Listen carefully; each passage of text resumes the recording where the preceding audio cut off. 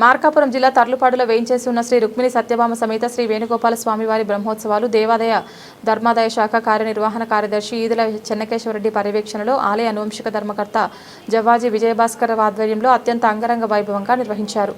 బ్రహ్మోత్సవాల్లో భాగంగా సోమవారం నిర్వహించిన రథోత్సవ కార్యక్రమం భక్తులకు కన్నుల పండుగగా నిలిచింది. భారీ భక్తజన సమూహం నడప రథంపై శ్రీ వేణుగోపాల స్వామి దేవతామూర్తులతో కలిసి మాడవీధుల్లో ఊరేగింపుగా సాగుతుండగా ఆ దృశ్యాలను తిలకించిన భక్తులు మంత్రముగ్ధులయ్యారు. ప్రతి సంవత్సరం జరిగే ఈ రథోత్సవ వేడుకలకు మండల ప్రజలతో పాటు సుదూర ప్రాంతాల నుంచి కూడా భక్తులు తరలివచ్చి స్వామివారి ఆశీస్సులు పొందారు.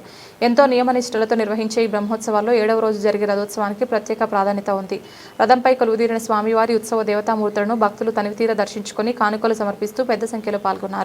ముందుగా మార్కాపురం శాసనసభ్యులు కందుల నారాయణ రెడ్డి స్వామివారి బ్రహ్మోత్సవాలకు హాజరు కాగా దేవస్థాన కార్యనిర్వహణ కార్యదర్శి ఈదుల చెన్నకేశ్వరరెడ్డి ఆలయ అనువంశిక ధర్మకర్త జవ్వాజీ విజయభాస్కర్రావు మేళతాళాలతో ఘనస్వాగతం పలికారు. అనంతరం ఎమ్మెల్యే స్వామివారికి ప్రత్యేక పూజలు నిర్వహించి రథానికి కొబ్బరికాయ కొట్టి గ్రామ ప్రజలతో కలిసి స్వయంగా రథాన్ని లాగారు.